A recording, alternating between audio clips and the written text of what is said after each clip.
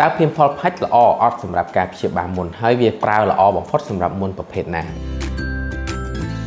ភៀមផលផាច់គឺពេញនិយមមែនទែនមួយរយៈចុងក្រោយនេះដោយសារតែបងប្អូនយើងមួយចំនួនដែលគាត់ឲ្យសារមានឡើងមុន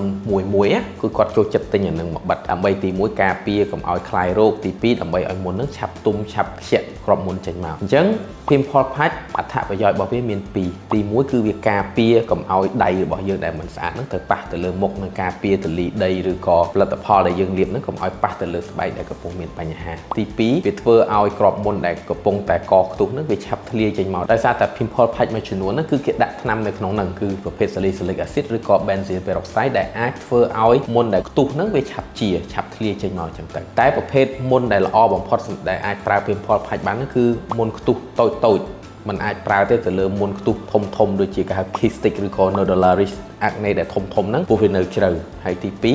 2មុនប្រភេទមុនកប់ក៏មិនគួរប្រើភៀមផលផាច់ដែរបាទអរគុណច្រើន